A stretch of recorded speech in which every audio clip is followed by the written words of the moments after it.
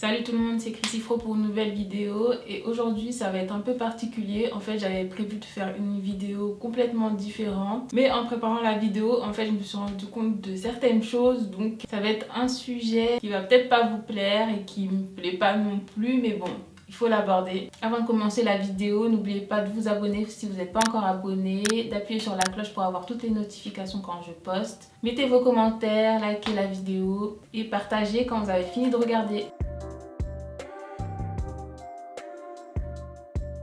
Alors aujourd'hui en fait je voulais faire une coiffure bien plaquée, tout ça. Je voulais tester un produit que tout le monde connaît. Je suis en retard, je sais, mais finalement c'est une bonne chose. Donc je voulais tester la cire Red One. C'est cette cire là que je viens juste d'avoir. J'ai pas encore testé. Vous voyez. Et donc j'en entendais beaucoup parler, comme quoi c'était la meilleure cire, qu'elle plaquait bien les cheveux, elle est pas chère, tout ça. Du coup je m'étais enfin décidée à essayer. Et en fait en préparant la vidéo, je voulais avoir le plus d'informations possible à vous donner. Et j'ai regardé les ingrédients. J'aurais peut-être dû regarder avant, parce que du coup je pense que je vais même pas l'utiliser. Les ingrédients, il y en a très peu, enfin ça va, la liste elle est pas hyper longue. Mais en fait le peu d'ingrédients qu'il y a dans cette cire, c'est un problème. Comme souvent, on comprend pas trop les ingrédients et donc j'ai fait une petite recherche pour voir ce que c'était. Donc je vais vous parler de tous les ingrédients qui sont problématiques dans ce produit là, au cas où vous l'utilisez ou comme moi vous voulez le tester. Mais en fait c'est même pas que la Red One, je sais qu'il y a un problème avec les cires, les gels et même les autres produits. J'avais testé comment ça s'appelle, le Gorilla Snot et la liste pareil c'était pas ouf. Donc si vous utilisez ça aussi, essayez de faire des recherches dessus. J'utilise pas tout le temps des produits 100% naturels et quand il y a autant d'ingrédients problématiques ça me dérange quand même. Alors le premier ingrédient c'est l'eau, donc bon, pas trop avec l'eau. Ensuite je vais essayer de dire les ingrédients de la meilleure façon possible, mais je pense que je vais pas tout le temps réussir. Le deuxième ingrédient c'est CT Arrête 25. Là en fait je suis sur un blog qui parle des ingrédients à éviter dans les cosmétiques. En fait, il y a deux classements, il y a les ingrédients très risqués et les ingrédients un peu moins risqués mais qui sont quand même risqués. Donc celui-là, il est dans les ingrédients moins risqués. C'est un composant qui est fabriqué notamment à base d'un gaz hautement toxique, réactif, mutagène et cancérigène. Il est également capable de transporter des substances dans la peau et la rendre perméable à des matières toxiques. PEG 40. PEG 40, il fait partie de la même catégorie que ce que je viens de vous lire. Il y a aussi de l'huile de ricin hydrogénée. Quand c'est appliqué sur les cheveux, j'ai vu qu'il n'y avait pas tellement d'incidence et il n'y a pas tellement de bénéfices en fait pour les cheveux par rapport à l'huile de ricin pure. C'est plus si vous ingérez ça que vous avez des risques de cancer. Je pense que dans le produit ça sert surtout à la texture. Ensuite il y a de la glycérine, bon on connaît la glycérine. Là je fais pas des recherches approfondies mais je vous invite à le faire si vous voulez plus d'informations. Ensuite le parfum, ensuite BHT. Il est utilisé comme antioxydant. Il se fixe dans les tissus humains et atterrisse dans le fœtus. Dans des tests sur les animaux, on a conclu qu'il modifiait le système immunitaire et sanguin de la thyroïde et du foie. Voilà.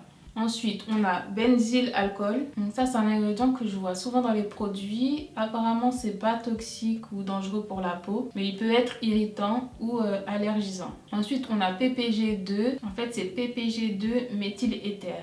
Ça, c'est comme le PEG que j'ai lu tout à l'heure, c'est la même chose. Ensuite, il y a 2-bromo-2 nitropropane 1,3 diol. Déjà, ça met pas en confiance. Alors, lui, il fait partie des ingrédients à risque élevé. En fait, c'est des formaldéhydes et libérateurs de formaldéhyde. Il est utilisé comme conservateur. Il est classé cancérigène depuis longtemps. Certaines substances, sous certaines conditions, par exemple un long contact avec l'eau, peuvent libérer du formaldéhyde. Iodopropynyl butylcarbamate.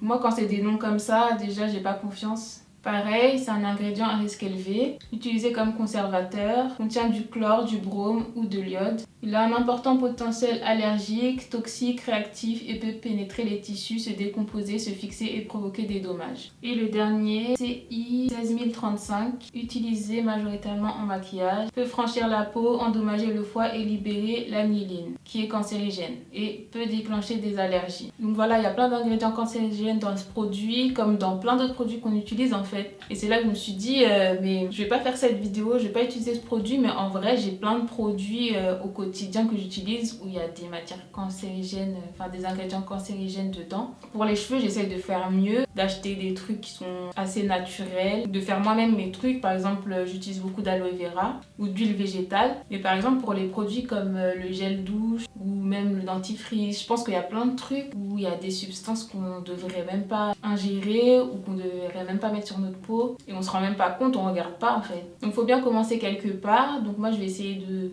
faire un effort sur tout ce qui est cheveux. Déjà c'est le cas, j'essaye. Et puis aussi dans la vie de tous les jours. C'est vrai que ça peut prendre du temps de regarder tout ce qu'il y a. En plus on comprend pas forcément tous les ingrédients. Mais je crois qu'il y a des applications ou des sites où on peut regarder. Même je pense à tout ce qui est serviettes hygiéniques, tampons et tout. Ça je sais qu'il y a plein de risques pour la santé et on n'a pas beaucoup de solutions. Les trucs là, les cups là, apparemment il y a des problèmes avec aussi. Je sais qu'il y a des serviettes qu'on peut laver à la machine. Donc peut-être que j'essayerai ça, mais il faut vraiment qu'on fasse attention à plein de choses. Du coup, moi, je vais essayer de faire des gels naturels. J'en connais, mais en fait, des fois, j'ai des problèmes. En fait, j'ai des résidus blancs dans les cheveux. Donc ça, il faut que je règle ce problème. Il faut que je trouve une solution.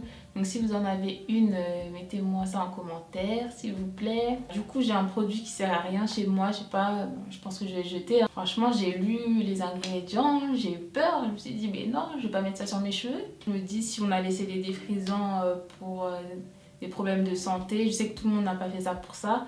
Mais si vous avez laissé les défrisants par rapport à ça, je pense que c'est bien de regarder aussi pour le reste. C'est pas parce que ça ne brûle pas la tête qu'il n'y a pas de problème avec. Donc voilà, dites-moi ce que vous en pensez en commentaire. Qu'est-ce que vous faites pour vous améliorer sur ce sujet-là, ou est-ce que vous vous en fichez complètement? Moi du coup, pour ma coiffure, c'est mort.